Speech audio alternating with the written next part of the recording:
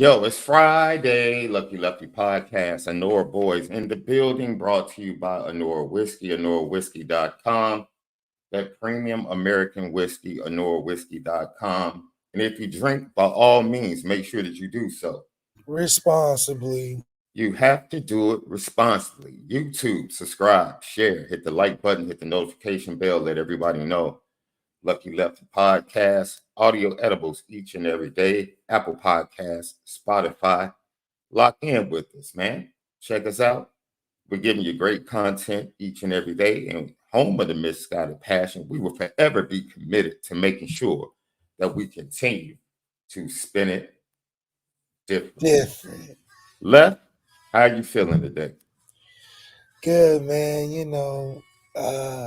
A little betrayed by some people out there, but I think that's a feeling that you gotta embrace. You know what I mean? Some things you just gotta feel in a raw emotion, and I think when you do that, it just makes it better for the overall ride. So going through some stuff, but I'm really appreciative to get a chance to get on here every day, man, and talk to the Lucky Lefty Nation out there. Betrayal is something that is pretty standard, right? Just growing up in life, right? It builds character, your response to it, and sometimes down the line, you'll realize that what it felt like when you're in the moment might not have been as strong as you might have felt it. That's how it is. You've played sports, bro. Have you ever? I know I've hyperextended my knee and felt like I tore it up. Oh yeah. Rolled your ankle one time. I was like, that's it. That's over. Carry on. And only to realize, like, yo, I'll be good. But in the moment when it happens, you're like, oh no. Yeah, it's funny because it's like, you don't learn how to deal with things until they come really. Like, yeah, you learn from other people's mistakes and all of that, but like you still got to take some lumps at times, and the lumps are like, wow. And it definitely is that which way you decide to go kind of thing. You go respond to it this way or respond to it negatively, and I think you gotta keep it progressing and moving forward, which is kind of like the Notre Dame program, man. It's like no matter what happens to it, we always find a way to take another step. Most people losing a Brian Kelly, Jack Swarbrick in the same year, lose your strength coach, lose your OC right before, all the things included, most teams will fold. But Notre Dame has been a team and a brand that can withstand a lot, So I think it's good that having the right people in this situation tend to make things a little better. Absolutely. Lucky Lefty Podcast. Last night, the NBA took center stage. It really did. Like, I told you, didn't I start telling you, like, after the trade deadline, now the NBA starts to ratchet up, right? The problem I have to speak about this, is that I'm in LA and the LA games are blocked. How is that possible? Wait a minute. You can't watch Laker games in LA? Every time, I don't know, it's been the last couple months now. I tweeted about it. For some reason, every time the Lakers play at home or on TV, those channels end up being restricted or blacked out. And I'm in LA. So, yeah, I got a problem with DirecTV. Maybe it's a DirecTV thing. But, yeah, something's got to get fixed. They just stopping LeBron shine. He only got a couple years left. Those games make a lot, make up for a lot. Yo, that's crazy. What are the Lakers on, man? They must feel like, dude, we can do what we want to do. Man, I can't believe that TNT it's daily. They was on TNT last night. Couldn't get it. The last time I was in LA, spur of the moment, me and the missus were like, yo, let's go to a Lakers game. Like, yo, we got a night off. Baby girl is busy. Like, let's go to a Lakers game. Man, I went online and looked at the tickets. I was like, fam. No, you got a plan for Lakers games. You have a plan. See, I'm spoiled, Left, because a date night at the United Center right now, dude, $80 to get me some 100 levels, bro. You know what I mean? Easy. Nice date night. But is it a good team, though? Man. Or they play like the Pacers or something? No, it was a decent team. I forget who the team was. It was a decent team. It wasn't like one of the major matchups like last night with the Nuggets in town. But it was a decent team. Bro, 300 is like getting you in the building. I'm like, wait a minute. Hold on now. I'm not spending 300 to be in nosebleeds, bro. Yeah, you up there. Not It's me. really nosebleeds for me. Right. I'm not doing that. Shout out to Marcus Freeman, who revved up the engines for the Indiana Pacers last night as he was in Indianapolis. A viral video of him going around. This is what I love about Marcus Freeman. Did you see him? See, he spoke to the Pacers team, took pictures with Rick Carlisle. He walks out on the court, and Steph Curry knows who Marcus Freeman is. He turns around, readily recognizes Marcus Freeman. They dap up, they hug, and then they have a conversation. I said, that's my head coach. That's my head coach. That's my head coach. He got Steph saying, "What's up?" Oh, man, it was one of the dopest moments. What other head coach in college football can walk on an NBA court, have one of the top two players? He walked on the court. Walked on the court. Like it was his. Walked on the court. Steph turns around and Steph is not. Maybe Steph readily recognizes Nick Saban. Maybe he readily recognizes Jim Harbaugh. But he ain't dap him up like no. He dapped him up like, "What's up? What's up, fam?" Steph dapped up Marcus Freeman, hugged him, stood there, had a conversation with him, and then he got a little bit of that Irish luck in the dap because Steph came out and hit his first 7 threes. You know what I'm saying? Oh, Marcus Freeman rubbing off like that? That's what I'm saying. What did I tell you last year? See, Marcus Freeman continued to go to games with winners and players like Steph Curry. Stop coming to these Chicago Cubs and these Chicago White Sox games. Stop. I told you last summer, Left. I said, when he came up here for the White Sox and the Cubs, I said, I don't like this. I don't like this at all. I understand why you're doing it. You're expanding the brand. It's a good look. But don't touch any hands with anybody in the organizations because it's It's not happening. Now, I like the Pacers. I'm not trying to down. I'm trying to think of a. I mean, hell, the NBA is competitive, but usually growing up, Chicago versus Pacer games, it ain't the Denver Laker games that it was. No. There's no shade, but I like Tyrese Halliburton. He's all right. He's straight. Yeah. You know how I feel about Zach LaVine holding that team afloat. Stop lying. Stop lying to yourself. Stop lying to yourself, man. Hey, ladies and gentlemen, we're going strong. We're going strong because you need to go over to Patreon right now, Lucky Lefty Network, patreon.com/Lucky Lefty Network. Great content, petty train every day. I got the one, the only, Locked On CFB Live, Locked On ACC, our resident Locked On Wolfpack guy. Tough loss for the Lady Wolfpack, man. That was dude. I fell in love with the Lady Wolfpack. They started off, I think, 14-0. Now I think is it 10-6 and 10-3, something like that. They're still playing well. They're just not on fire like they were. And he is the third. Matter of fact, he's not even the third dude. I'm gonna call him the main dude of this partnership that's gonna be on Patreon every week. It's the Threes Company podcast, but I got Ken Gibbs. That's right, the one and only. What's going on, man? Hey, bro. Look, I'm excited to get this podcast launched, and the conversations we're going to be having, dude, are going to be wide-ranging. But first of all, we want to give you some time because we're going to let you, if you can, watch some film with us on 4-star offensive tackle Owen Strebig.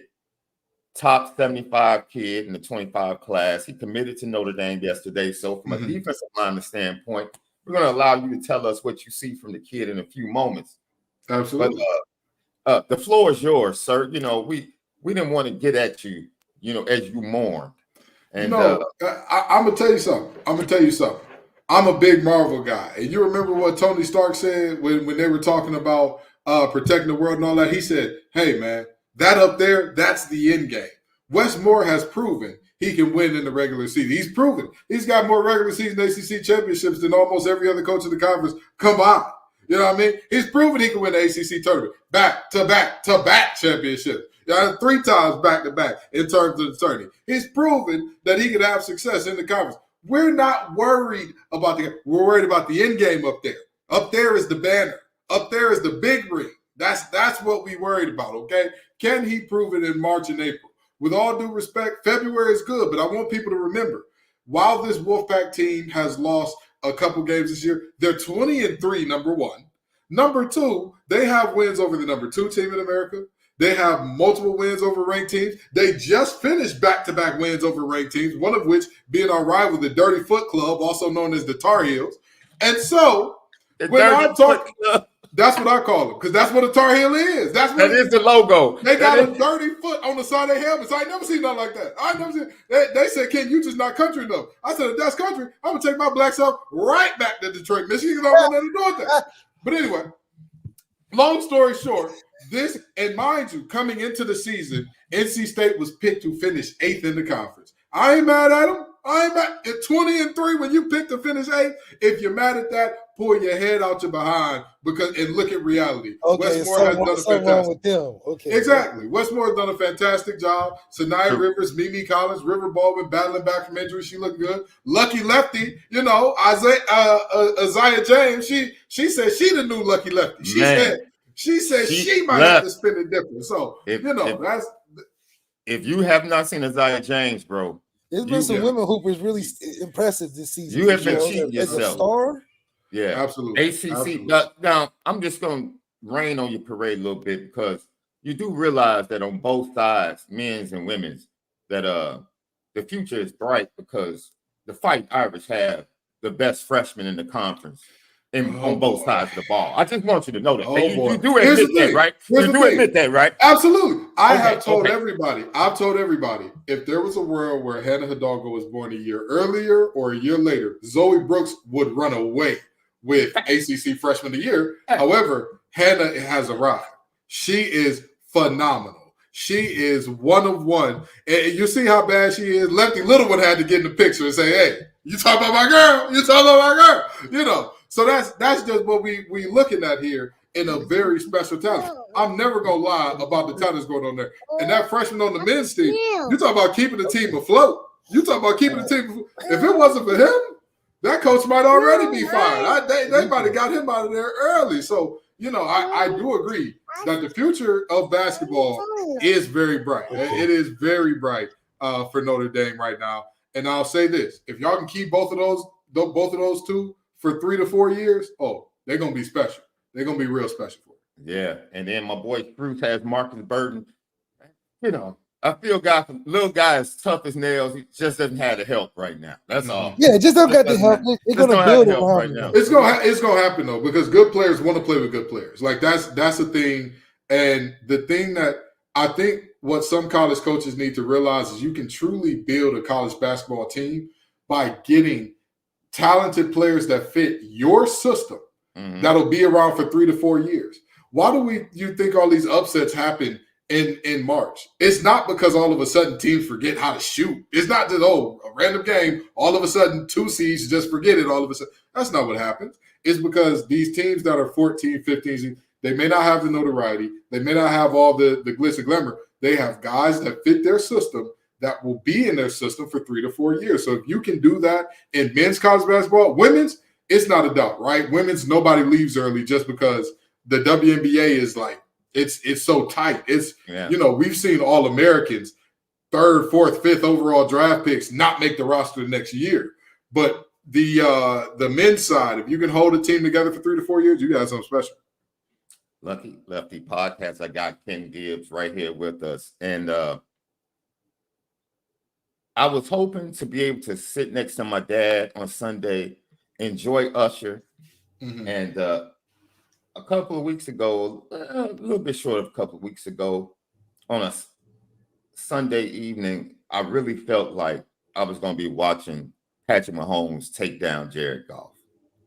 Man, don't get if you don't want to talk about it, it's still too fresh. Well, here's the thing. A lot of people need to realize this is the greatest season in Lions history to a vast majority of our fans, right? Like they had the 86-year-old that was at the game. He was alive last time the Lions won the championship. And back then it was the NFL championship. There wasn't Is he still living? Yeah, he's still after living. That? Yeah. Okay, I don't know if his heart could take that because he actually went to the game. Yeah. Well, I don't know if he went to the game. I know he went to all the home playoff games, but I'll tell you this much. There's nothing to be ashamed of. There's nothing for the Lions to hang their head about. At the end of the day, sometimes you got to knock on the door before you kick that sucker down. And this was the knock on the door year for the Lions. They knocked on the door. Trust me, I've seen it plenty of times. Teams get close. They get real close, and that's their knocking year. And then Dan Campbell said it himself. He don't even know if they're going to be back. Because Dan Campbell comes from that. He Let me tell you, Dan Campbell comes from that old school tradition of I'm going to tell the world the most pessimistic thing possible, and then I'm going to meet my guys with, you damn right we're going to be back. We're going to be belt to behind. We're going to put foot in behind next year. So tough. They're going to be spitting out souls next year. But to the world, it's a tough deal, man. It's a tough deal. You don't know if you're going to be back. I'll tell you this much. The Lions have one of the youngest teams in the NFL, and of all the 4 teams that made it to the end, they had about, I want to say, 16 or 17 times more cap space than all those teams combined. So Dan Campbell ain't going to say it. I'm going to say it. The Lions will be back. This ain't a flash. You know what always impacts y'all is when y'all lose y'all OC and your DC. It changes the dynamic of the team. You know who came back this year? Take a wild guess who came back. The OC and the DC. They back. Unfinished business, baby. Let me tell you something. Dan Campbell is who he is. And the thing that I hate is when people say, man, he shouldn't have went for it on 4th down all those times. He shouldn't. No, he was all out. He wasn't. No, he's not kicking. I liken it to this, right? If you get with a woman because she the baddest thing smoking, you can't be mad when other dudes look at her. If you get with a guy because he's funny, don't say, yo, never take nothing serious. That's your problem. You got with him because he was funny. We loved him when he went for it and he converted. You can't sit up here and say, oh, man, 80% conversion rate on 4th and 3 or shorter, but this time I want you to be somebody. But you know how they turn. Look how they did Brandon Staley. Yeah, and he went for it too much. They said, oh, you got too much chip on your dip now. And guess what? Staley didn't have the offensive line. He didn't have a running game. And also, let's just be very honest, he didn't have the defense either, okay? Because that defense, outside of Bosa and Derwin, they got some pieces. The corner. J.C. Jackson was over there. J.C. Jackson used to be good. This year he looked at the back of receivers' heads more than a good barber. I said, you worry about the wrong fade, brother. You worry about the wrong fade. That ain't what you need to be doing. So in reality, I really do see this as a situation where the Lions are set up for sustained future success. You know what I mean? Like if this is a situation where it's a flash in the pan, I'd admit that. Because I have seen teams where I'm like, oh, that success was a one-time deal. For example, when Tom Brady went to the Bucs, I looked at that team and I said, oh, they need to rent it right now. Tom Brady is old, and all of those defenders are on rookie contracts that are set to expire. So what's that mean for y'all division? You saying y'all it's stable for the future? Okay. Are y'all first in the division, second? Yeah. Listen, I see it this way. Anything worse than second in the division next year is a huge problem. And honestly, I wouldn't be happy with second. I'm not happy with that. If we end up behind the Packers, the Bears about to draft a lifetime. Let them know, Left. And here's the thing. Let them know. They hear the footsteps. See the footsteps coming from Chicago. Oh, they coming. Let me tell you something. Let me tell you. Chicago could have an amazing draft. They could draft the draft of all time. You could delete could. Let's just say it will. You know what? Chicago's going to have an amazing draft. They had one last year. They're going to follow it up again.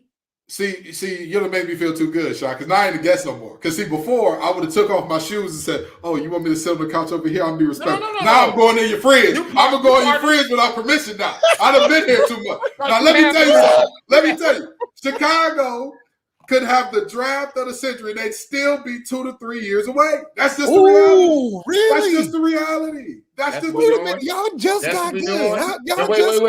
Wait. 2 or 3 years ago. Can we look at the evidence? Were they 2-3 years away from whooping y'all this year? So here's the thing, right? Did you all Here's not? the thing. Did we Wait a not minute. whoop you in Chicago and you needed surely a did. full quarter You comeback with 5 minutes left to beat Justin surely in his did. return? 2 You or 3 surely weeks did. ago. But let me ask you still this. They still But- coming. Okay, and let me ask you this. So you beat the Lions, and who else did you beat last year? Hey, Go we beat ahead. seven- Come hey, on. we beat Come on 7 with it. teams. We beat 7 teams now. Oh, okay. I'm just saying. I think the Bears are 2-3 years away. I think they're 2-3 years away. That's just I'll do one better. The Bears are a good head coach away. It ain't the Ooh, Bears this see, year look, here you go. with Now a you different talking. head coach could have won 2 more games. I get it. I get it. Easily. But this is what I'm saying. If you're talking about the level of the not only division champ, but NFC runner-up, I think they're 2 years away from that level. I think they're 2-3 years away. Hey, so where the not Packers at? The Packers see just how- won, and they just beat the Cowboys, and where the Packers Beating the at? Cowboys don't mean No. nothing. That don't mean nothing. Beating the Cowboys in the playoffs. Listen, let me tell you something. But they won the division. I don't wish death upon nobody, and not being the Cowboys fan makes it easier for me. You know why? Because if I was a Cowboys fan, I understand something that most Cowboys fans don't, and I'm gonna say it.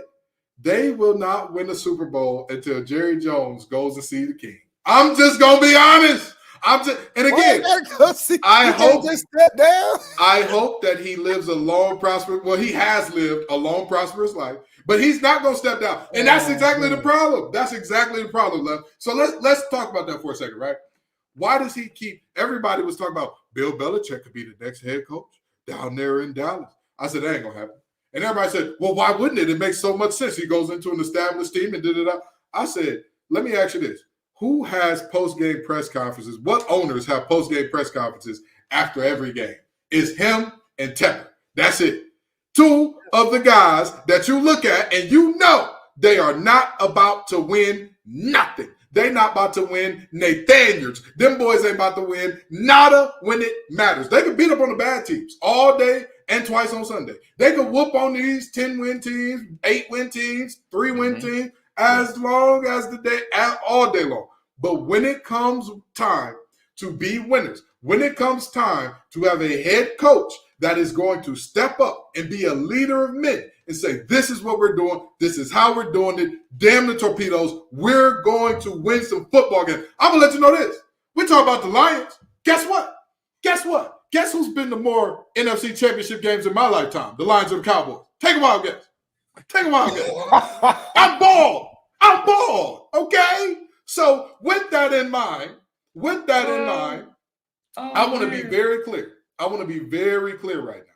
The Cowboys, as much as people love them, yeah, it's you just can't get by with an owner that want to be the star of the show. The owner needs to sign the checks and hold the Lombardi. That's all you got to do. That's it. Sign checks, grab Lombardi. Like Clark Hunt. That's it. You ain't gonna see nobody else doing all that.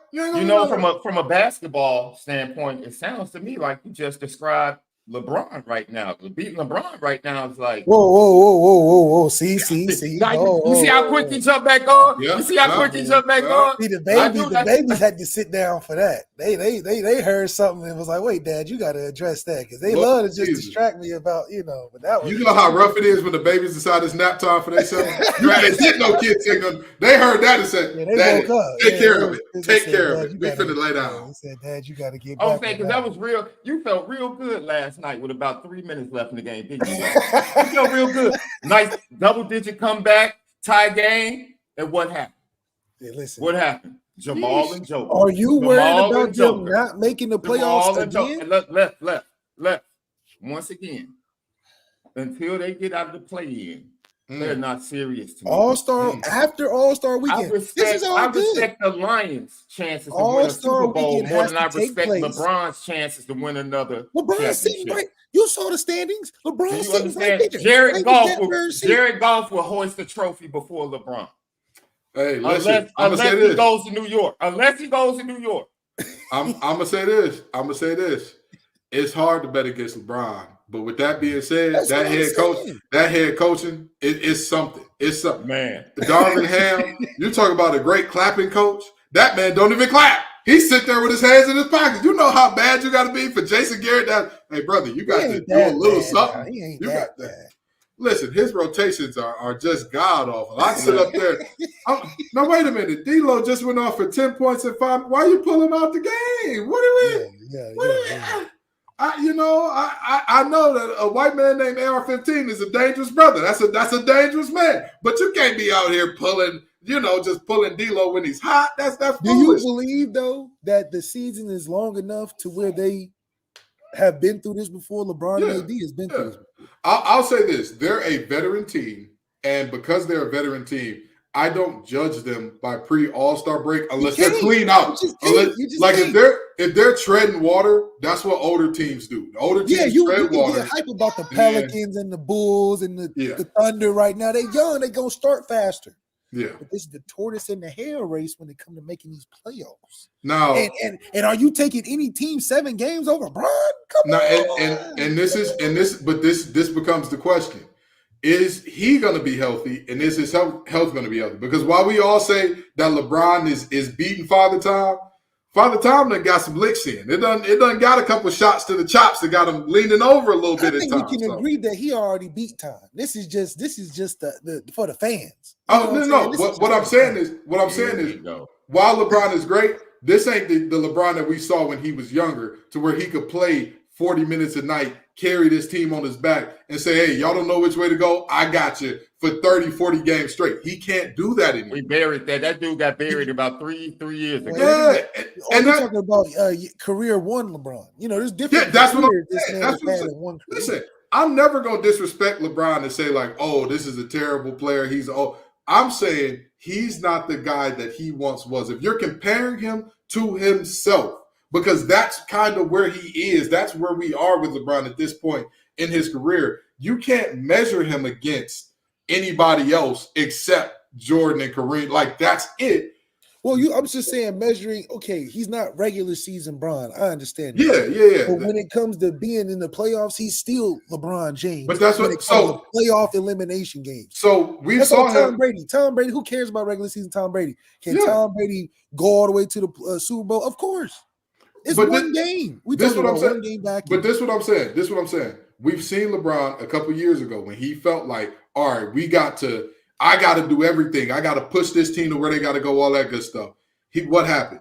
He tore his foot up. And when he tore his foot up, he was never the same for the rest of the season. This is not an indictment of LeBron and me saying this is an old, terrible guy. I know somebody in the chat said he needs to retire. Lay off the crack, son. He's going to be gone one day, and we all going to be sad to see him go. The NBA without him ain't going to be the same. But in all seriousness, watching what he is now, if he was to say, all right, we need to turn it on to get to about the 4th seed. I need to get 15 games straight of 40, 10, and 10. If he did that now, something is going to go. That groin going to go, that foot going to go, that back going to go. He has an injury on the brother. The I'm brother not. just built like a robot. Listen, I promise you, if when you talk about LeBron guys, the only thing I like about him is he happened to be born in that unfortunate backhole state that they call Ohio. That's it. Everything else about him, I love him. I love the guy. I love him. He's a family man. He's got a beautiful wife. Ohio makes the Midwest. I love this. If you took Ohio out of the Midwest, what are we calling it? You just got Detroit and Chicago. The better Midwest. Better Midwest. That's what they call it. Skyline Chili exists in Ohio. That is y'all need to be in prison for that. You telling me Michigan, Illinois, and Indiana considered the Midwest and not Ohio? Yeah, right. Hold on. Let's keep it real. Let's keep it real. Start, bench, cut. Start, bench, cut. KG. Chicago, Detroit, and Cleveland. Come on. Hold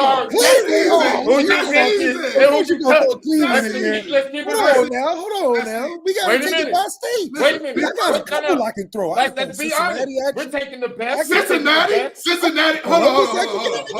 Let's not change Cincinnati. He said Cincinnati like he was. We got 2 professional teams in that city alone. And it's still not changing a thing. He said Cincinnati like he was going to get Debo. Hold on. He said Cincinnati like he was going to big jumper. The Reds and the Bengals over Detroit and the Tigers and the White Sox and the Bulls. Did you just say the Reds?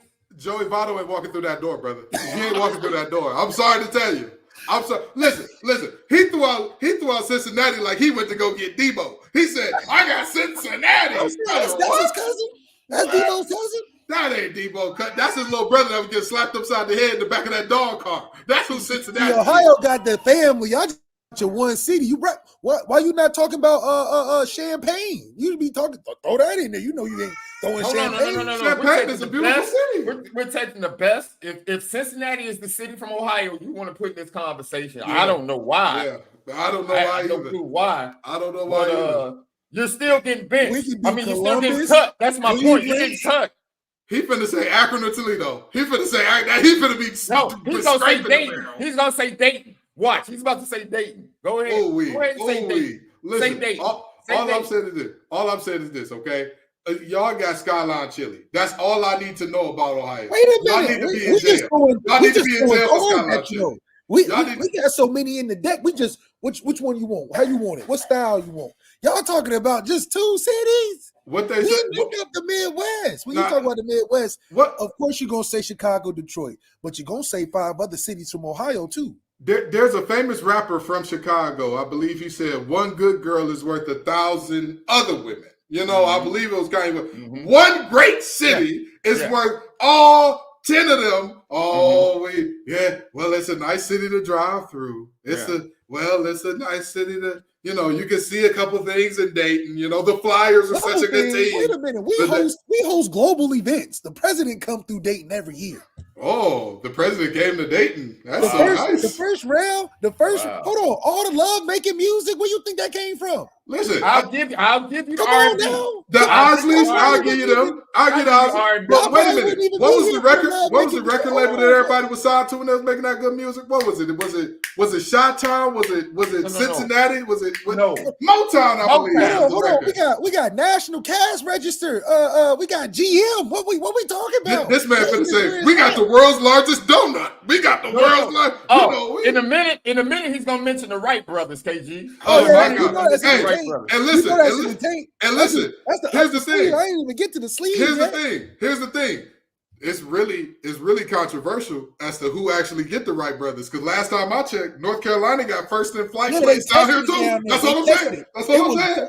You know how you always got to stick with Ohio first because they made the bike shop first over there. They went from the bike to the plane, so we got progression. I love how people try to claim Egypt. Wait a minute, the pyramids didn't start in Egypt. You got to go way back when it didn't look like that yet. I'm just telling you. We got receipts. Hey, listen, I'm with you. I'm with the pyramids did start in Timbuktu and all that. You're right. Then you got to trace back. Not only can we pull out the Wright brothers out the left pocket, out the right pocket, you got all the type of things that we started. The first professional football team, the Dayton Triangles. That's what we do. Right.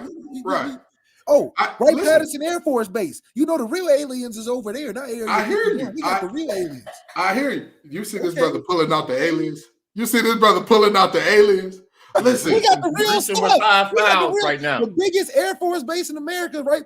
Listen, here's the thing. I gotta go, and y'all know I love y'all brothers. Y'all know I love y'all brothers more than anything else. But Malik, if we don't be honest about Ohio, okay, they say the first step to fixing a problem is admitting there's a problem, okay? When you got to dig in your bag for fun fact stats, world's largest Air Force base, he's going to say, we got the world's largest basin that's adjacent to a river that has 3 bridges in a perpendicular situation, okay? All the major highways run through Dayton. That just tells you that Dayton is the most important city in the country. I hear you. Dayton is the most important city in the country? Every major highway connects through Dayton. Absolutely. Oh, wow.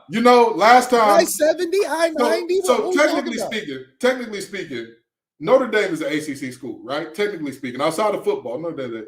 What happened the last time somebody in the ACC said that the conference runs through me? Armando Bacot said it, and they lost to Clemson the next game. Ohio needs to stop it. Championship. Y'all need to stop it. Listen, with all due respect to all the rest of the Midwest, I don't like nothing about Ohio. I don't like nothing about it. You and LeBron, the only good thing, you, LeBron, and the Isleys. That's all the good things that Ohio done ever met. Everything else is really questionable. I love y'all boys, but I gotta go, man. Y'all take it easy, all right? Hey, our boy Tate Gibbs. We gave you that's just a snippet of what to expect over at Patreon each and every week. Lucky Lefty Network, patreon.com/Lucky Lefty Network, Three's Company. And on top of that, something else you can expect dropping tomorrow exclusively at patreon.com/Lucky Lefty Network. You need to go.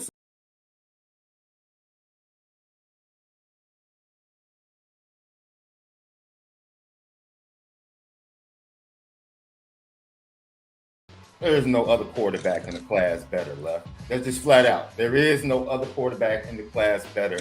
2025 Notre Dame quarterback commit Deuce Knight joins us right here on the Lucky Lefty podcast, Reverse Spin. I want to be a surgical guy, but who don't love big plays though? Like that's what we want to do. Like we want to score like really from afar. Like wherever we get it, we can score it from. So I feel like it's kind of whatever I need to be that night, I can be. Top 5 quarterbacks in the NFL. Top 5: Mahomes, Lamar. I want to say Josh Allen, but he threw a lot of picks, but you still you don't have to say that at all. You know, I think that was the correct evaluation. Just so you know, he is a Josh Allen hater, dude. Man, for some reason, he just hates on Josh Allen. But you can't deny. I gotta be. Deuce said the right thing. He said, he do a lot of things. He's right. A lot of crazy things.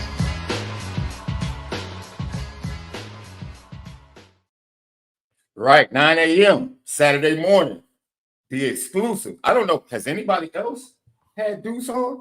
Because you know why? It's a lot of meat on the bone now. We just happen to bite that right part. You know how you go up there, they got the prime rib, and you're like, wait, I like that little burnt part because it got the nice flavoring. You know, let me cut that little side. Let me get that. Yeah. That's that right piece. Yeah. So go, hey, I'm telling you what we're giving you. We're giving you the reverse spin every week. We're giving you Three's Company with our guy Kent Gibbs every week. We're giving you chemistry, sports science, life, ministry with Cam McDaniel. We're also in negotiation and conversation to produce the OGs, a show with the OGs from Notre Dame. Guys like Reggie Brooks, Austin McBride, Corey Minor having their own show, talking about Notre Dame football, having their own post-game show during the season. This is Lucky Lefty Network. We told you what we were going to be doing. They said the ESPN Hulu Paramount was big. Oh man, they said that was big. But but what about this? You might as well jump in right now. Jump in right now. Membership is just $10 a month, and you're getting this content weekly, consistently. It's only at patreon.com/Lucky Lefty Network. The Lefty YouTube. We got the YouTube jumping. What's up? Hey, exclusively. Part one. The interview was so good. It gave us so much time. We had to split it up. It's too much content. So part 1 drops tomorrow on Patreon. Go sign up today for all the great content from Lucky Lefty Network. Your quarterback, your number 1 quarterback. We brought him to you. The number 1 quarterback in the class, in our opinion. And we love Juju. I think he's still great. Juju is a dude. But we are hand delivering Deuce Knight to the Notre Dame fan base exclusively at patreon.com/Lucky Lefty Network. It drops tomorrow at 9 a.m. only on the Lucky Lefty Network, the reverse spin. I like that. The reverse spin show, our alter ego left, where we get to talk everything and interview who we want, right? We got Chris Zorge coming up, right? We got Simeon Rice coming up. We got Jared Payton, fresh off the Super Bowl. NFL. I didn't tell you about the Pete Ravacqua I'm working on. I'm cooking that in the tank now. That's a long play, but we can. We're cooking. We're ready to take it to the next level. Hey, you know what? Before we get to Owen Strebig, I want to say congratulations to Tom Lloyd over at 247, man, being elevated to a national recruiting guy.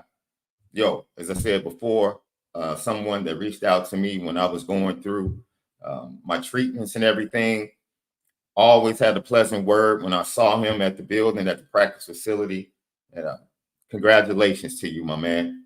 Congratulations to you on being elevated and getting the promotion as well deserved. He works hard too, boy. Hey, man. I kind of figured that was coming with the national news he had been breaking like the last month or so. I was like, okay, I see where this is going. I see where this is going. So, man, that's what we had Tuesday night. We had to show you tomorrow exclusively over at patreon.com/Lucky Lefty Network, man. We are committed to forever spinning it different. It is what it is. Left, what's smoking?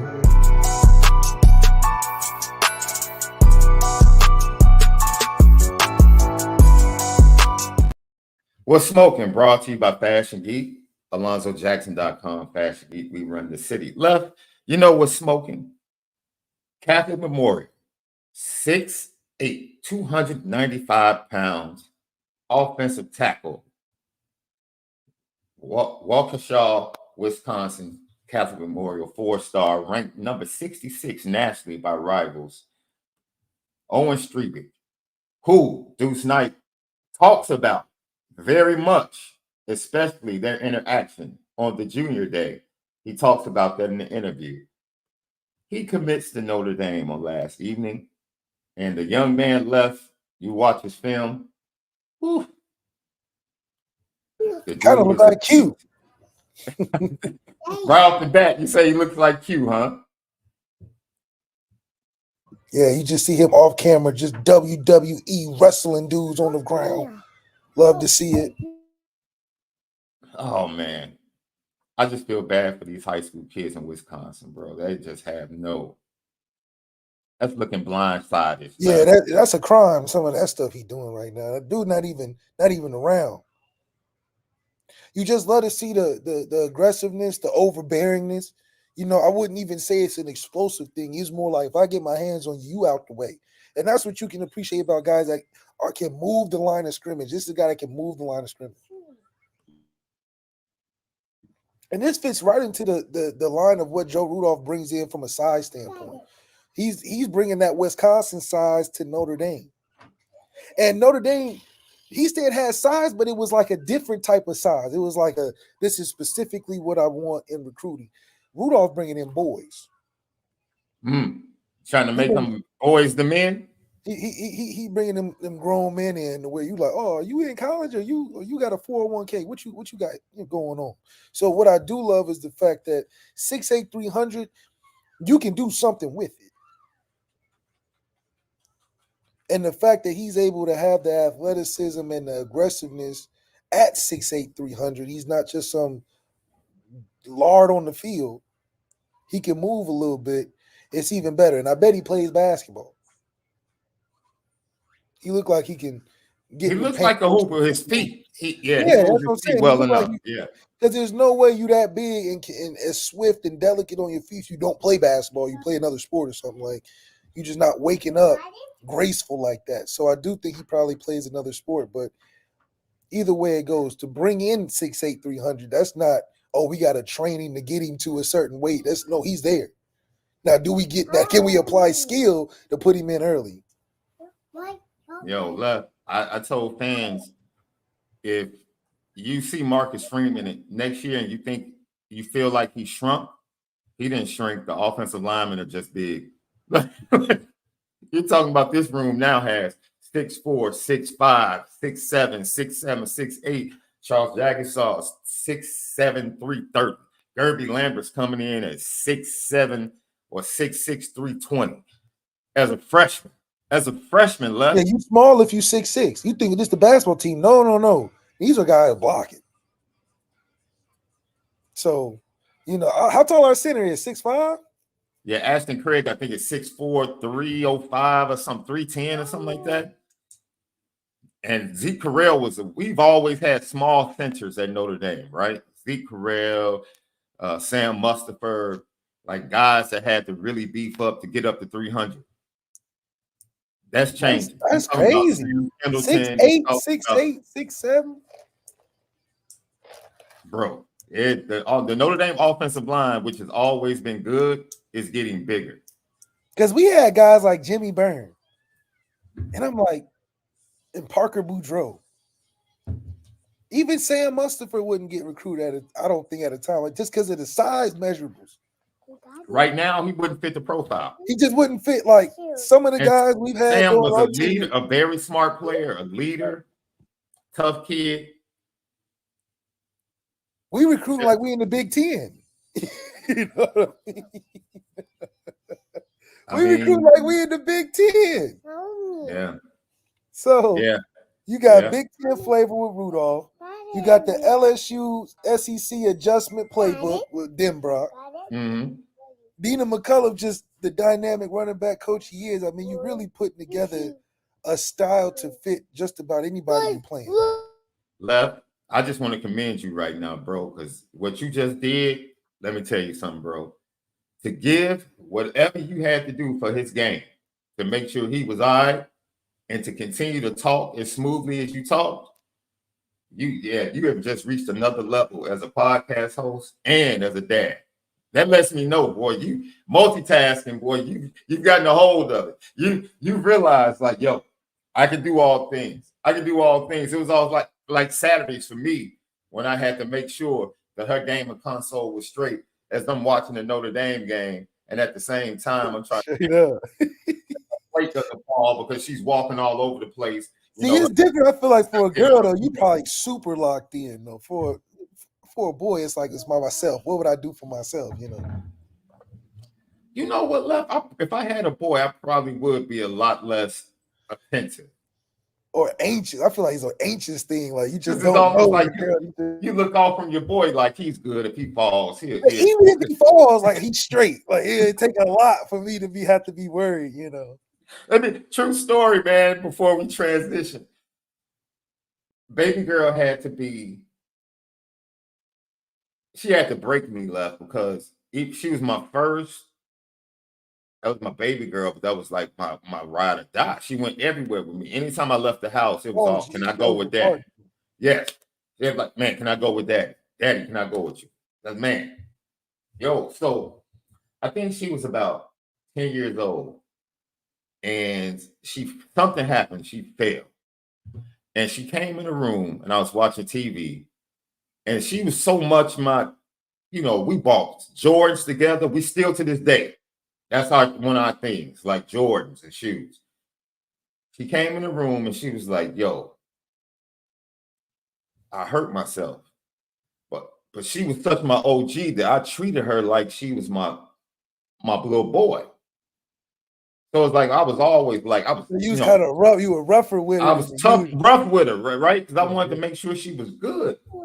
And so did you do the whole hair, like get her hair right thing, like try to do her hair? I tried once where my wife went out of town, bro, and I immediately drove her to her godmother's house, who actually does hair, and was like, please take care of this because I don't want to embarrass my daughter. That's the last thing I want to do is send her to school looking crazy. Yeah, but I feel like the one time is good enough. If you don't get it right, I'm not. So to put a bow in the story, she comes back in the room. She's 10 years old. She comes back in the room. She looks me in my face and tells me, you made me feel like you didn't care.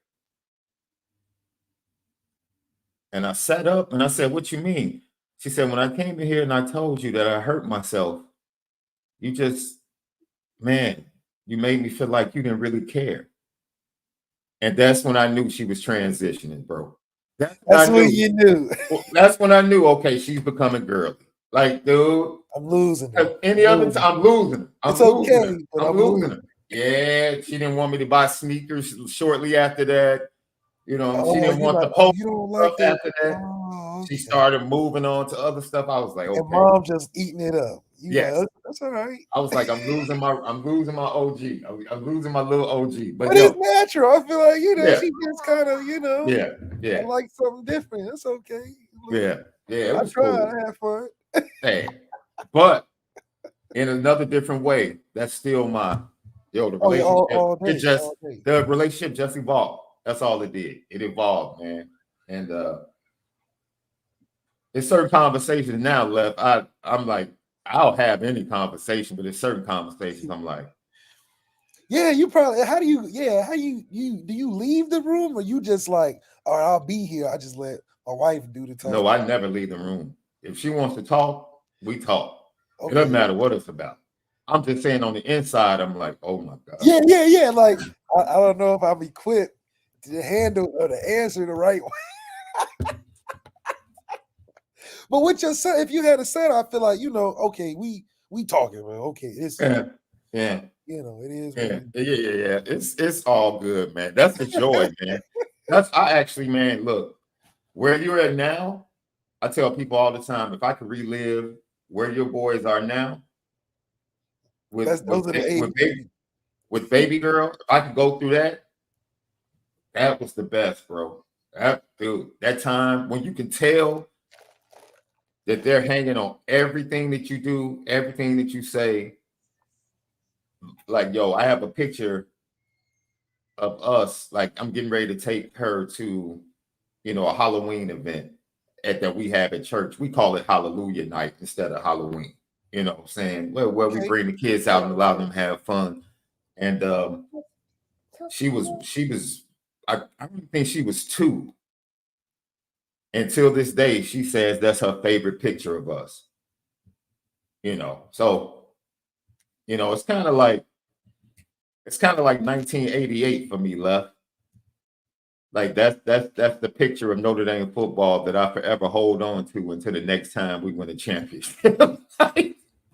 That New Year's Day, you know what I'm saying? Against West Virginia. I'll hold on to that. Hey, when would the championship be now with the playoff? Would it be like the week before the Super Bowl? Might be. Damn. That's kind of crazy. Right, but I think it's going to end up being like the Monday before the Senior Bowl. Damn. Yeah, because, yeah. Man, this season they going to have to start unionizing players. Because, I mean, come on. You can't even go to school regularly. Yo, Jay Billis told you it's coming. It's coming because Now, of the what's business. the bad thing about it, though? Is there a bad thing, honestly? I don't know. I really don't think there's a bad thing, bro. I don't think you can make it uniform, though, because not all football is the same. You know what I mean? Yeah. Like, maybe it's just like Power 5, certain rules.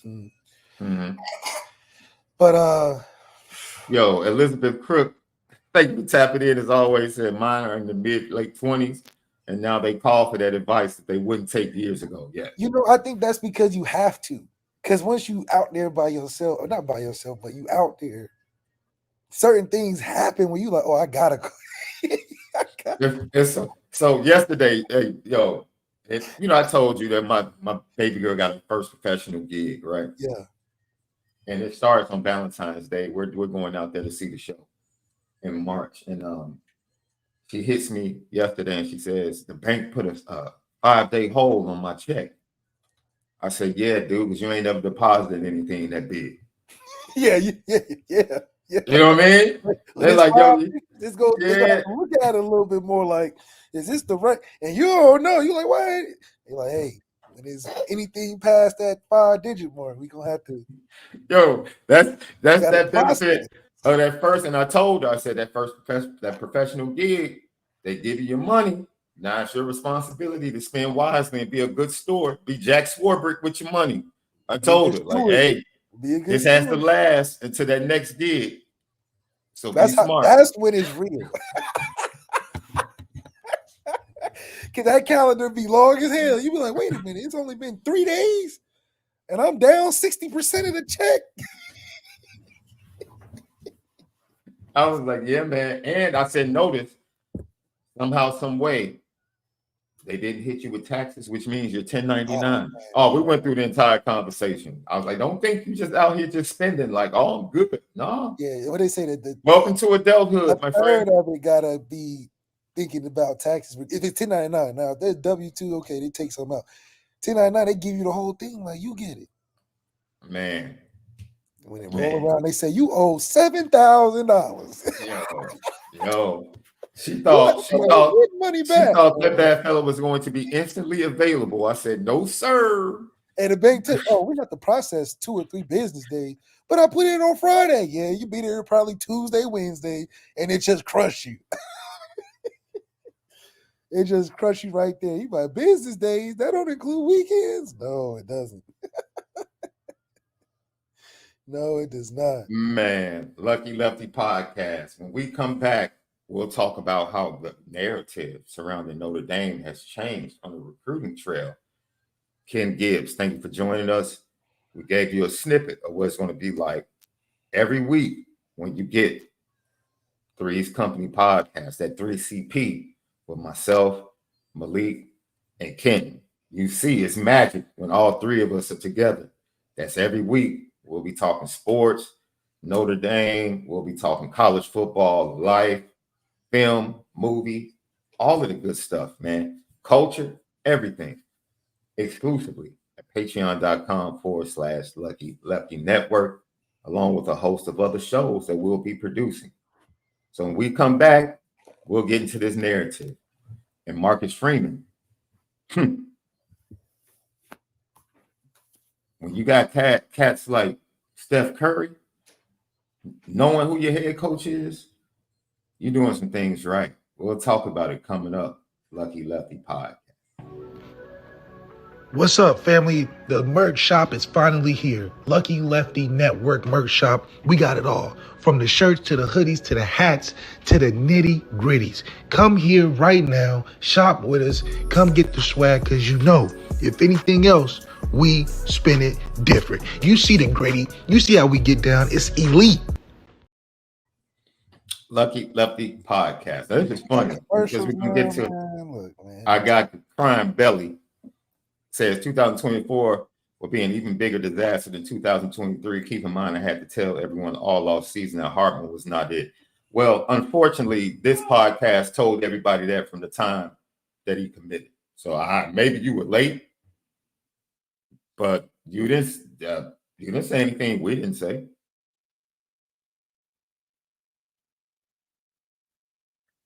People were mad at us. Sorry. And if you have a problem with the price of the sweatshirt, don't buy it. Look, I believe in our material. I believe in our design. That's it. It's dope. It's going to continue to be even doper. It's getting dope by the day. It's getting doper by the day. Dope by the day. People, I mean, people seem to be cool with it. So I've got good reviews. They said they like the material and all that. Your mom, dude, the t-shirt on your mom, the picture you sent me. Look really happy to me. That, man, the stripes, the 18, yeah, dude. It was dope. I was like, 1842, ain't that the school? Yeah, it's the school start. It's got detail. You can notice. Absolutely. Absolutely, man. So look, let me tell you something, man. I can't speak for anybody else. We consider this to be one of the ultimate blessings, bro. I wish I could have been in your shoes. I wish I could have walked down the tunnel. I wish I could have donned that helmet. I wish I could have played in big games. I wish I could have had that degree. I mean, I'm happy with, I'm happy. Like champagne is up there too. The eyes, not fretting over that at all. There's no lowercase I over there. That's a no. But ultimately, man, to be able to have fans and people in the chat every day as knowledgeable, as funny, and as excited as they are, and to be able to talk Notre Dame football every day with somebody that I watched play, somebody that I saw light up Texas, somebody that I saw light up LSU,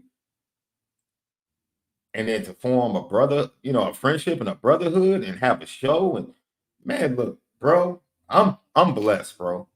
Facts. I'm blessed. Years too. It ain't like we just started. We got a couple years on this now. I'm blessed. I don't take it for granted. Every day I wake up, man, I am extremely appreciative. Extremely appreciative, bro. And it just makes me want to go even harder, do even more, have better interviews, like create better content. And the Lucky Lefty podcast that we do daily is dedicated to Notre Dame. And it's kind of hard. Sometimes we talk and we say, man, you know, if we start talking about this topic, we might never get to Notre Dame on the show.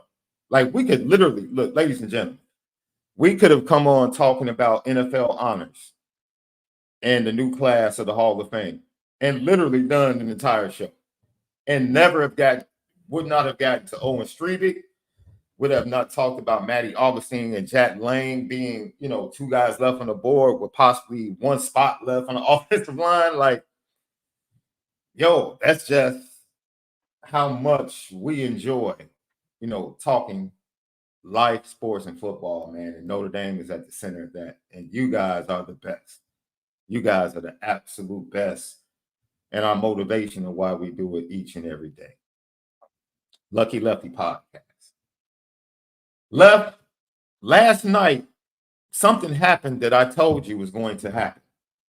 And honestly, I might have watched one of the best episodes ever in the Power universe. Ever done. The Raising Canaan finale left. And this is going to lead into changing the game and changing the narrative at Notre Dame. I'm gonna throw you a nice. Wait, don't tell me you saw it yet. I'm about to watch it after this. I'm just gonna say this, Left. Something that I told you, you're going to see it. And I would say this. It is quite possibly the best ending to a season finale that they've had. Yes, the only other season finale that is when the shot goes. No, not that one. The only season finale that made me get up and run physically, I got up and ran around the crib, was the season finale when Dre was working with the brother and sister, and they come out the hotel and they zoom out, and that cat Kanan was in the car with Ghost and Tommy. I lost my mind. I lost my mind. I was like, oh, it's on. I was like, it's on and popping. It's that type of ending. Okay. That type of ending. Okay, I'm with that. Because it's at this point from the Power universe, it can only be one thing that everybody wants to see happen, and that's Kanan meet Ghost and Tommy. That's the one thing that brings everything together, bro. Because other than that, that's the biggest spoiler that people waiting for. How did Kanan and Tommy meet Ghost? I will tell you this. In this finale, there is a character that is introduced. Oh, in the finale though? From Power. In the finale? You see the introduction of somebody from Power in this season finale. Okay. That's real. That's real. So, that's because I'm telling you, the only thing that everybody want to know, and I haven't watched it yet, is that meetup, because everything else makes sense. Okay, I see how, you know, Jukebox go from the the army and all of that. Yeah. To being, I see why she went to being a police person. Like I get that story. I get everything, but that's the one thing I got to see in the show, because then it'll tie Tariq and Tommy and everything in together. So the alley-oop is, now do you see why Notre Dame is starting to get consistently more and more top 100 players in recruiting? Do you see why it's happening, Left? Do you understand why it's happening? Do you see the cultural impact of a Marcus Freeman when a Steph Curry turns around and shoot around on the court, daps him up, hugs them, and holds a conversation? The recognition of who Marcus Freeman is, the recognition of who he is on the CFB landscape, the recognition of who he is in the recruiting world. Our conversation with Deuce Knight, his conversations that he talks about, that the text that he receives from Marcus Freeman on a daily basis and the things that they talk about shows you the relatability, shows you why kids from the South say, man, I want to choose hard. I want to choose hard. And that is leaving the South and going up to Notre Dame. Marcus Freeman is doing an incredible job.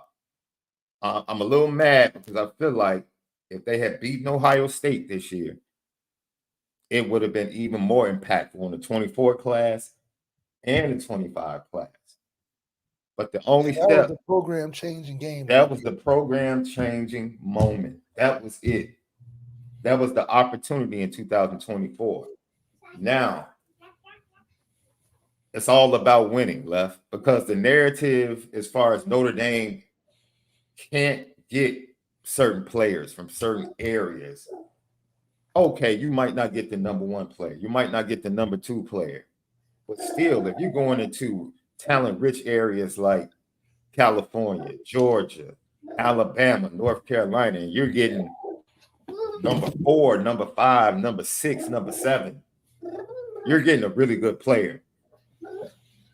And that's something Notre Dame hasn't done in a long time. When you put Peter Jones and you stack him with Owen Strebig, and then, okay, we got one spot left in the class, and it's between Matty Augustine and Jack Lang. I mean, okay. I don't mind. Yeah. The narrative has changed. It really has. And you talk to these young. Yeah, the narrative definitely changed, but it definitely could have been. I just think the impact of that Ohio State game could have made. I just feel like that would have made a difference, a visible difference in what we've seen in recruiting and how we feel about things, just because that narrative switch before we start turning up the heat. Think about how good we are now, but if the Ohio State win was included, I think it would just make it even better. Let me ask you a question. In your opinion, has Notre Dame, as an administration, have they reacted quick enough? Because I think the impact of Marcus Freeman took Notre Dame. They didn't expect that. They expected the players to love him. They expected him to be a solid coach. They knew he was a really good defensive coach. They had a premonition that he would be a good head coach. That's why Jack Swarbrick took a chance on a first-time head coach.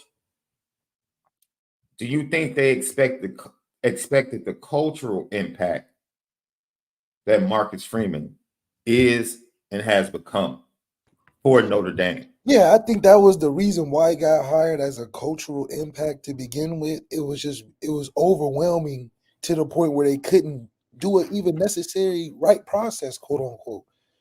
Usually they'll do the process, it'll take a couple months, the guys will come in. But because of the groundswell of love that Marcus Freeman was able to just look like the step-in guy, sort of how Sharon Moore was. He just was like the obvious first thought that came to mind. And on top of having the locker room, something that at that time wasn't necessarily the strongest point between the two. So to save the locker room and make an exit, Jack Swarbrick was like, bro, I got to take this guy. At least take a chance. And then he probably said, as an insurance, though, I'll hire what I feel like I don't feel like he knows just yet as a first year.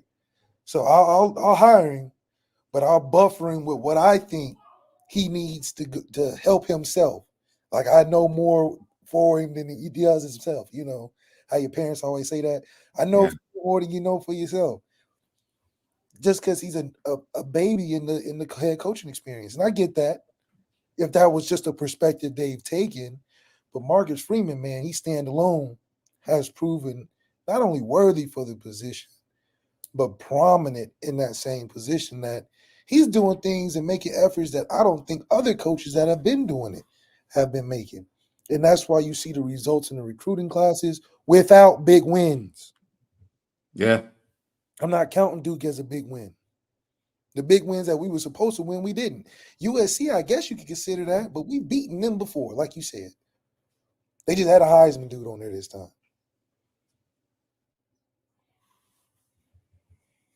The USC win to me was blah. Like, dude, Notre Dame was installed. Notre Dame was installed as a favorite coming off a disappointing loss to Louisville. Like, blowing them out wasn't the thing we expected, but we expected to win, though. Oh, absolutely. Absolutely. Without question. And anybody that feels different, thought different, I don't know what else you would have been thinking. And we said it, Love, and people pushed back. We said it. The only game that can change the narrative and elevate Notre Dame in this season is Ohio State. No other game was going to push that needle. Beating Duke didn't push the needle. Because vice versa, there is no game on this schedule that can change the narrative, in my opinion. No. Only And this, going undefeated would, I guess. this shows you how big Notre Dame still is. Clemson had gotten to the point and was being disrespected so much that their head coach snapped publicly, lost it, and they got back respect, they got back the fan base, and they restored a sense of hope by beating Notre Dame. They didn't get it from beating anybody else. The hope in the Clemson football program was restored when they beat Notre Dame. That shows you still how important Notre Dame is to others and the respect you get when you beat Notre Dame. It just shows you. But don't be fooled, ladies and gentlemen. Clemson is going to get the brakes beat off of them by Georgia in that first game.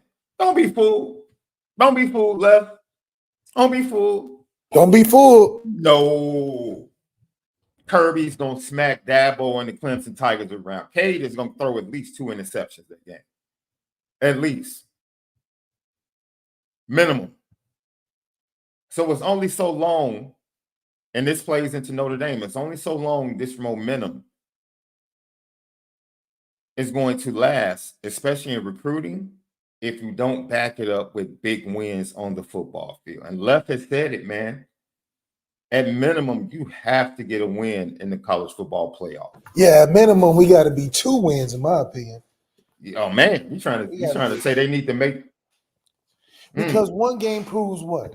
I don't know what one game proves, to be honest. Because one game doesn't prove that you had the team to go all the way.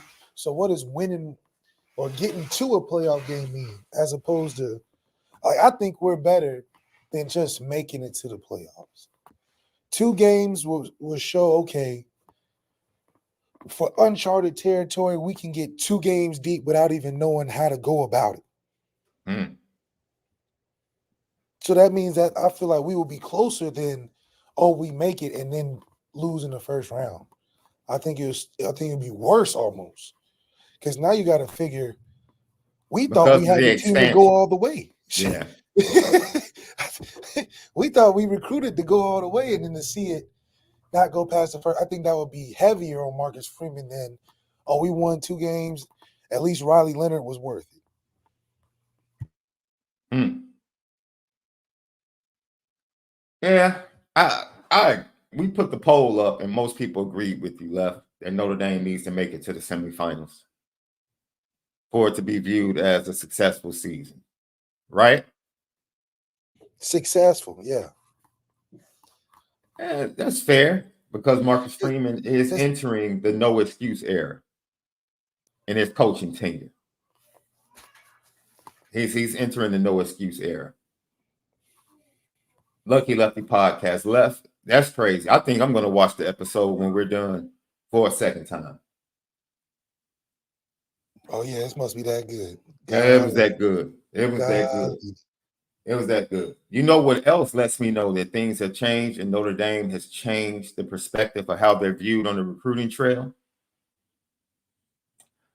The national champions tried to steal your recruiting coordinator, Left.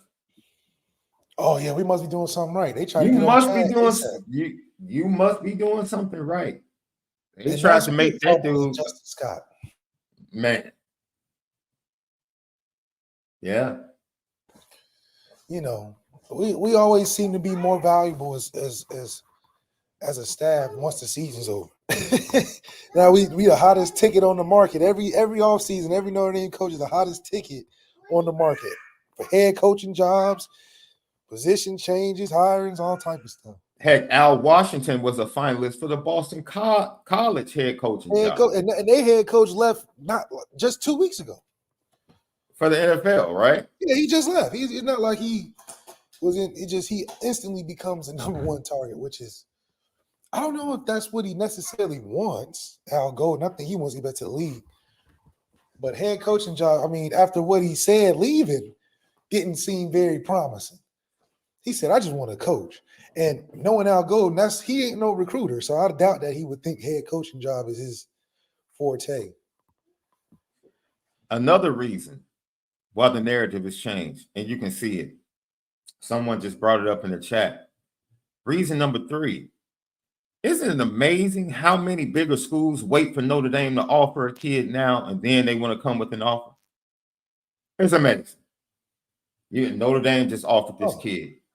Yep. And then days later or a week later, because they crossed the Rubicon. We determine who's good or not. Clearly, I guess we can't even get no underrated guys because they become instant stars when we recruit them.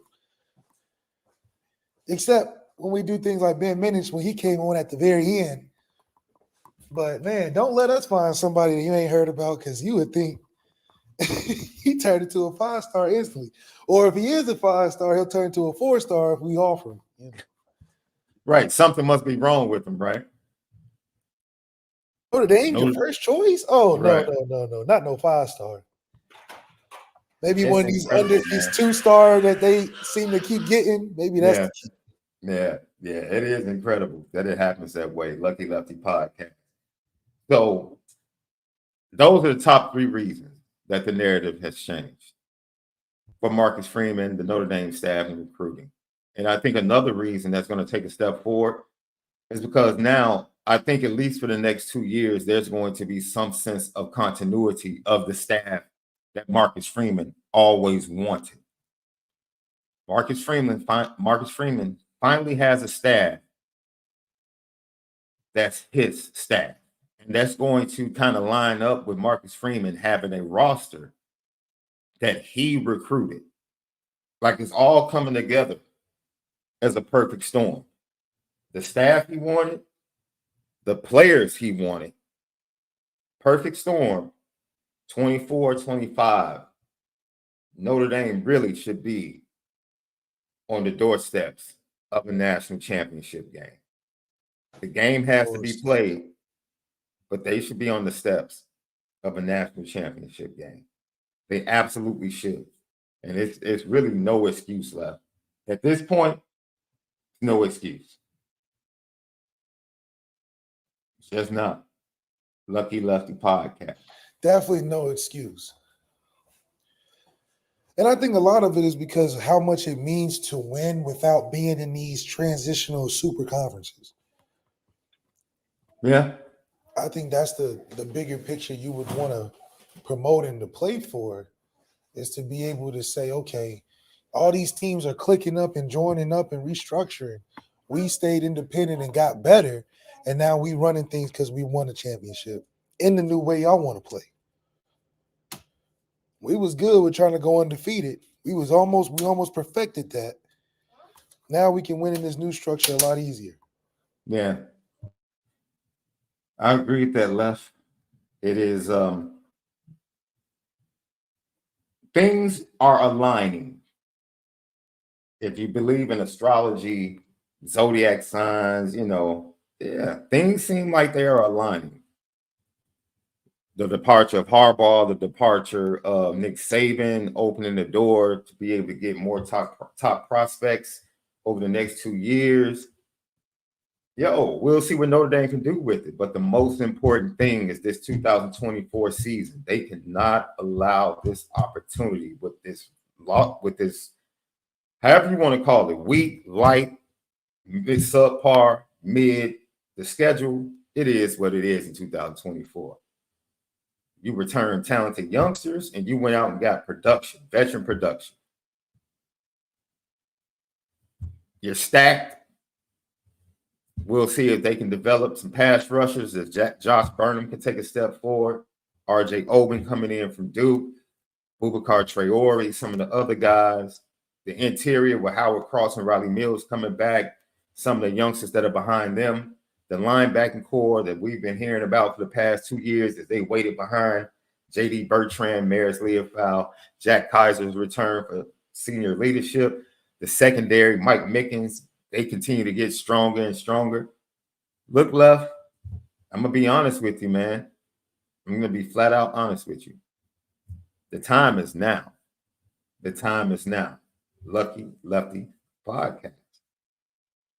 Left, how would you feel about that Hall of Fame class? I actually didn't get a chance to see the whole thing. I know Randy Moss was in it, right? Or no, who was it? Somebody made an impact that was supposed to be in there. Well, 3 former Chicago Bears are part of the class. You had Steve McMichael, bless him and everything, prayers to him and his family for his medical condition right now. Devin Hester, and then Julius Peppers, who of course was originally drafted by the Panthers before coming to Chicago and making an impact in Chicago. Dwight Freeney, Patrick Willis. Yo, shout out to P. Will. P. Will. Put on his own accord on top. Yes. 10 years, same team. Yes. Lost that Super Bowl. Lost that Super Bowl to the Ravens. Yeah. Yeah, but still, I mean, hell. Man, the 49ers have always been that the monster team from Space Jam for a lot of these other teams' narratives. Yeah. They've always been that, oh, you guys got to beat the big, bad 49ers. But they've never had it. Even now, the Chiefs are got to go up against the big, bad 49ers. You know what I mean? Yeah. Randy Gradishaw, linebacker, also made it in. Dwight Freeney. Maybe I said his name before. Andre Johnson, the wide receiver. That's huge for the Houston Texans to get that guy in. Yeah, well deserved. That's well Freeney deserved. made it? Hell yeah. I watched him growing up. Dwight Freeney was a beast, bro. Oh, Dwight Freeney was so good. I still say if he didn't twist his ankle in the AFC Championship game, the Colts beat the Saints in that Super Bowl. I agree. Absolutely. That's when their defense was like, you can't say nothing to them. Them boys was balling. They had, Bob Sanders, Dwight Freeney. They had your boy Mathis on the other side from Freeney.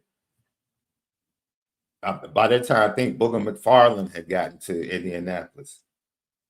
So, yeah, it is a really good class. There was some really good, some Torrey Holt was left out. There's some good players, man, that got left out of the class.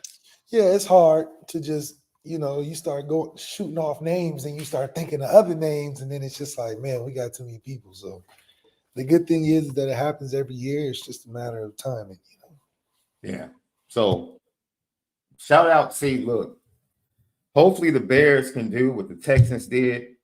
They got the offensive rookie of the year and the defensive rookie of the year in the same draft within the first 10 picks.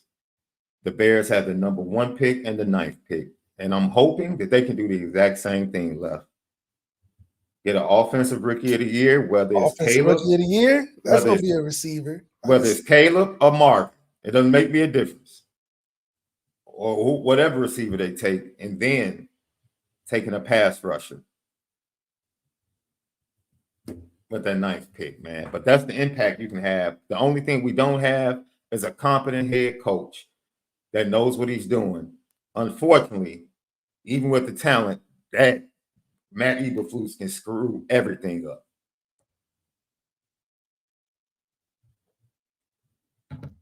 It's tough. You think he's going to screw it up?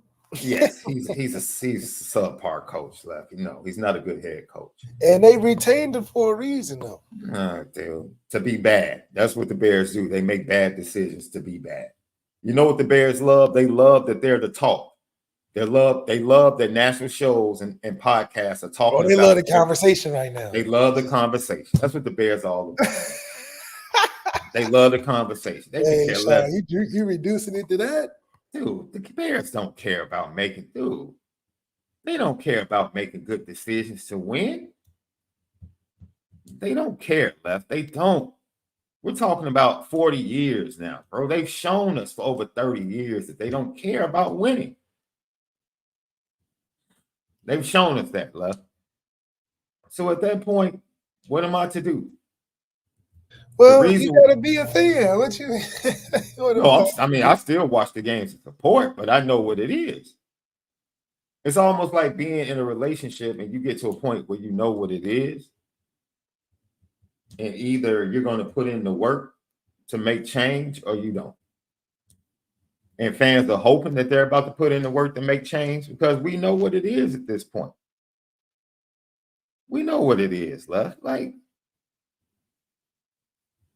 dude, they're bad. It's a bad organization. It's a poorly run organization. When the commissioner has to force you as the charter franchise of the NFL. Do you know what that means, love? Being the charter franchise of the NFL? It started with the Bears, left. The NFL that is today. Chartered? The Chicago Bears are the charter franchise of the NFL. The Magna Carta. Yeah, it started with the Plymouth Rock is the Chicago Bears to football. And when you are the charter franchise and you don't even own your own stadium in 2024, it's an embarrassment, left. That's embarrassing. It's embarrassing. And when the commissioner has to pull your coattail as an ownership family to say, yo, this right here is unacceptable. And that's the only reason you start moving towards a new stadium is because the league is forcing you to do it because it's embarrassing to the league. Bro, what else do you want me to say?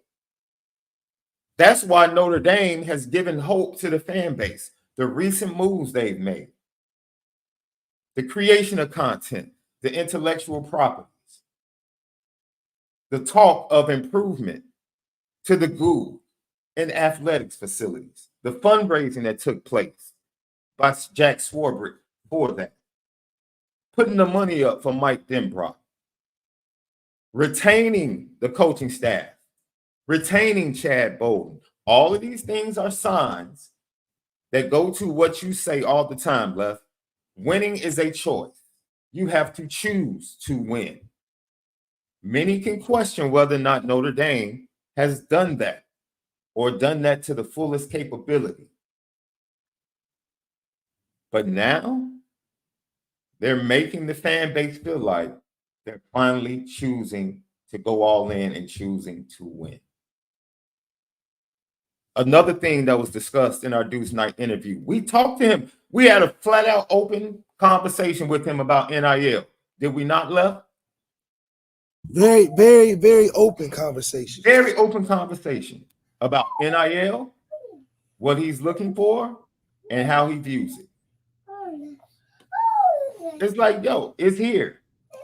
It's here. And for him to say, and for him to say, yeah, it was a discussion. And this is what's up with it.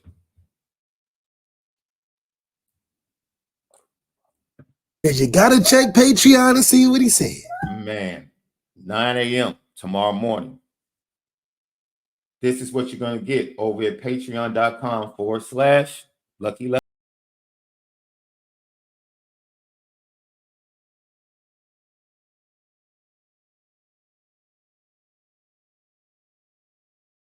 There's no other quarterback in the class better, Left. That's just flat out. There is no other quarterback in the class better.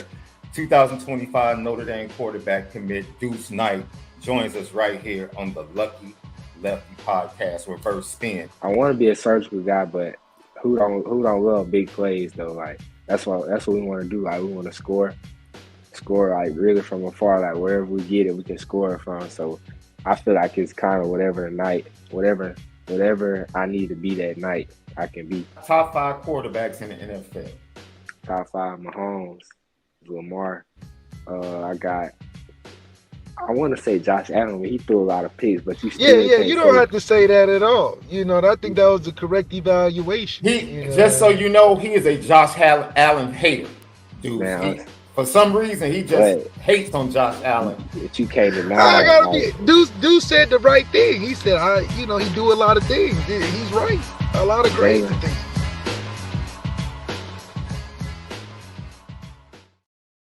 Exclusive interview with Deuce Knight, 2025 quarterback commit, Lucedale, Mississippi. He'll be a 5-star when it's all said and done, ladies and gentlemen. Exclusive sit down with the Lucky Lefty Network Reverse Spin Show at patreon.com/Lucky Lefty Network. Drops at 9 a.m. tomorrow morning. Great show, Left. Great show. You know how Owen we get down. Strebig. Owen Strebig committing to Notre Dame. What's left at the offensive line room? We talked about that. Man, we talked about the three things that shows that Notre Dame has changed the outlook and narrative in recruiting. We can add like something else to that. Didn't make the top three, but the fact that teams and programs are coming together to recruit against, like they are helping each other negatively recruit Notre Dame. We just saw it with Owen Strebig. At the end, it was all about extending Owen Strebig's recruiting. If we can't get him to delay his decision and take it into the summer so one of us can get it. We cannot allow Notre Dame to get this kid. Didn't work. Unfortunately, it didn't work for him. Didn't work for him. No, my man. That's when you know. When they start teaming up against you, that's when you know Notre Dame is doing big things. Apple Podcast, Spotify, audio edibles each and every day. We appreciate you guys. We love you so much, man. Thank you for your continued support. Don't forget the merch shop is on our YouTube channel, and there's also several links on our social media pages on Twitter, X, and also Instagram, where you can go directly to the shop. You can get the Spin It Different line, the 1842 line with the diagonal end zone, Lucky Lefty, and then the logo line with the Lucky Lefty logo. It's great merch. We appreciate you guys supporting. And once again, patreon.com/Lucky Lefty Network for all of this great content we're going to be giving you going into the spring, into the summer. You know what time it is.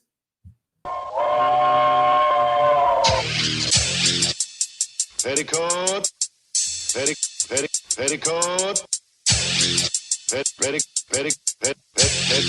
petticoat, Junction. It's time to get petty Oh, we did a good job executing. Are you upset with something? and fire up the Petticoat Junction train. I just don't like you. You don't? No. What is today's petty historic Petty Junction?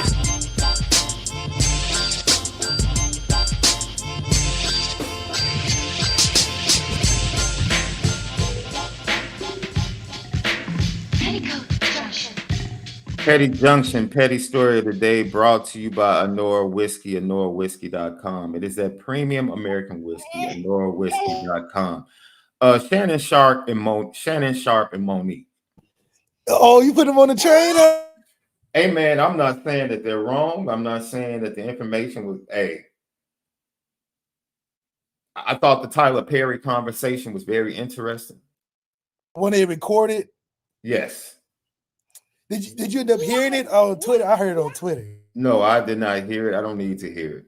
You know, What you think? What you think? You That's thought what it was he left. bad, or was it? What you no, think? see, Left, that type of stuff doesn't shock me.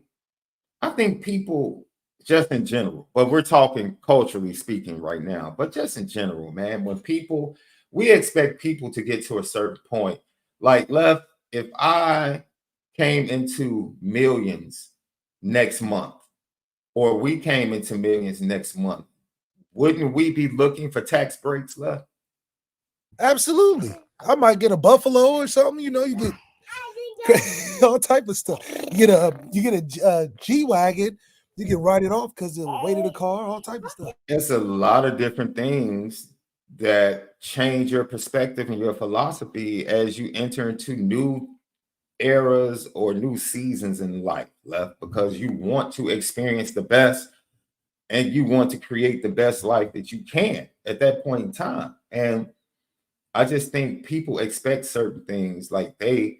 What I don't like is that within the culture, Left, once somebody gets to a certain point, you can't say anything about them. I do not like that. I'm not this overprotective dude, right?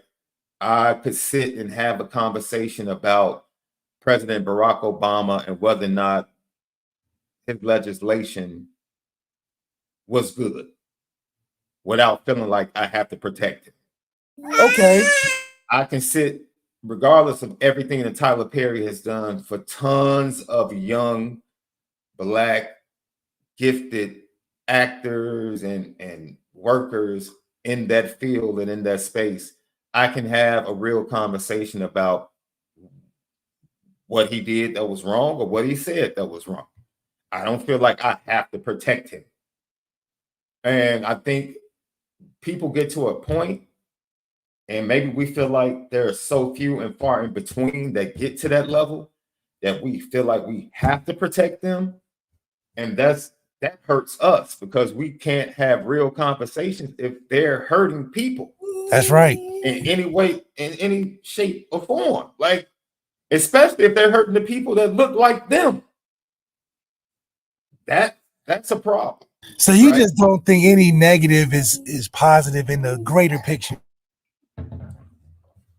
That point of view, why does it have to be negative, bro? Because people are people. Do we expect people to be on? Let's go to the other side. Do we expect people not to make mistakes just because they got to a certain level? Not to deal with even greater temptations? Not to make bad decisions? It's just really like, dude, we do a show every day.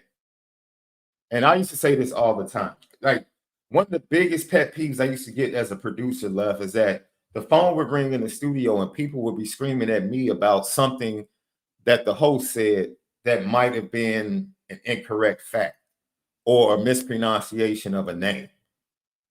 And I'm like, dude, are you that hard up to be right on something that you had to take time out of your day to call in to scream and curse at the producer, not at the host, because I'm not about to put you through to talk about the mispronunciation of a name? People make mistakes. Yeah, people make mistakes on the daily. And it just seems like that people just are so quick to want to be right, to want to correct. And it's like, yo, relax. Because even people realize in the midst of making the mistakes that they made a mistake. It's man. Yeah, people have a short-term memory when it comes to picking and choosing who they like to say is wrong and right, Yeah, it's like, it's just one of those things. It's one of those things in life, man. And I think so. How do you think? Okay, if somebody's been wrong, how she's made you speaking about Monique? You feel that? You're speaking about Monique in her situation. Yeah, or just maybe just the general concept. She feel like if you get wrong. Dude, once again, with that whole situation surrounding promoting the movie and the beef that started between her and Oprah, the thing that made me upset is that people just automatically gave Oprah a pass in the situation because she was Oprah. That ain't me. Yes. Right is right and wrong is wrong. Period. The stuff that just happened recently between Taraji and Oprah with, like, dude, what are we talking about? Why is Taraji trying to pay her own way to get to the set? What are we talking about? Like, oh, I called her and she fixed it. No, it should have never been like that. That's the point. That's the point. That is filmmaking 101. The main guy or gal in your film has to be taken care of. It's okay. She took care of it once she heard. I'm sure she did. Yeah, but that's standard procedure that you expect to be already. Exactly. That is the issue that people don't want to talk about because they don't want to. I don't want. Why are we hating? Why are we always talking about each other? What are we talking about? You ain't doing good business. Why? The conversation is not just about her. It's also about Taraji, who has come out and talked about being mistreated. She showed love to Tyler Perry to say Tyler Perry is the only one in my career that paid me fairly. but she's also going to speak wrong. And that was the situation. That's disappointing. That's very disappointing. Very disappointing. Almost as disappointing as me ordering a salad from Potbellies the other day, only to walk into Potbellies and have them tell me they ran out of lettuce left. Ran out of lettuce? Literally. We're out of lettuce. What? How? You mean you don't have lettuce for the sandwiches? No. Why are you open? Hey, you went to why are you open? No. Why are you open? Like, if you're not going to have the basics down from day one of your production, then what are we doing? And that should be an open discussion, a real discussion. Nobody has to hammer anybody. The situation was solved, but just because the situation was solved does not eliminate the fact that should have been taken care of. And that's disappointing. It's flat out disappointing. I had to speak on that. I had to speak on that, bro. I just had to. Tyreek Hill, come get your ticket punched, my man. Flag football disrespect. Not only that, Tyreek Hill, look, bro, you didn't have to say that about my boy D. Hess. What do you say? Favorite Devin Hester memory? Oh, Devin Hester is my man, but it's so many memories that I can go with. I can go with the Super Bowl moment, what he had against the Colts. He broke open the game, or I can go with, let's see. Oh, I can go with the Rams game where he had fucking 2 kickoff returns. Who's faster, you or Hester? What kind of question is that? Hey, we both had the same special team coach, Dave Tobe, who worked for the Kansas City Chiefs. Go ask Dave Tobe. Yes, sir. Hey, man, you ain't have to do that to D. That's fair. That's fair. Cheater, you didn't have to. Hey, you could have shown love. Don't. We know what you're trying to say. What kind of question is that? You know what you're trying to say, bro. Yeah. Man, he's a Hall of Famer. And you are a Hall of Famer as well. You a Hall of Famer too. Don't get it twisted. We can accept the Hall of Fame go back and forth. I can accept that. But man, you didn't have to rain on this parade. You could have answered it politically correct. Yeah, he could have been political with it. He didn't have to just go for the heart. You knew what he was saying.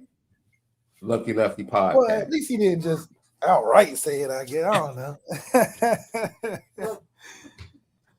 And yo, I'm putting Nikola Jokic on the petty train. The guy that doesn't say anything? I'm not putting him on the petty train for what he said. I'm putting him on the petty train for what he did.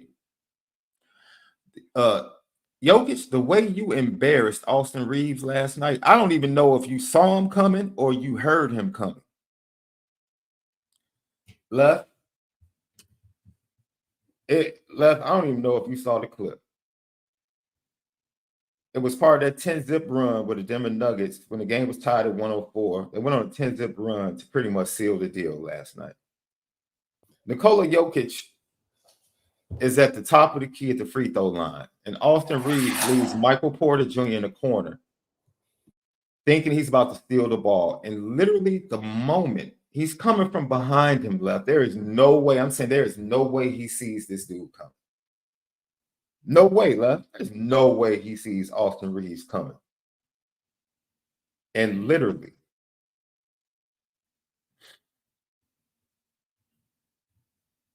Austin Reeves literally got all air. And Michael Porter Jr. hit the 3 in the corner. All air? He totally whipped on the steal attempt, dude. Because they had Jokic just, man. He moved the ball. It was almost like his eyes were literally in the back of his head. And he saw Austin Reeves coming. It was the craziest thing, beloved. It was one. Oh, I keep talking about stuff that you can't see out in LA. Yeah, you got to get on that petty train too now. Yeah, I guess so. My fault, on that petty train too now. Yeah, I think it's a Spectrum thing. I gotta get on Spectrum's head about that because this is ridiculous. Left, you don't even get to see the home games.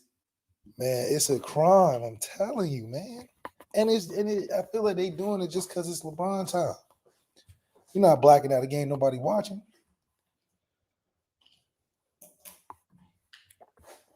Yo, that's crazy, man. That's crazy. But yeah, Jokic, I had to put you on for that, man. Great show, Left. Deuce night, 9 a.m. Patreon, Lucky Lefty Network. For Left, I'm SD2 Mics. Have a great week. If you missed any of our content, the best of Lucky Lefty will be over on the Irish Breakdown Podcast Network this week. 2 shows, best of Lucky Lefty over at Irish Breakdown. For Left, Sean Davis. Make sure you continue to spin it different.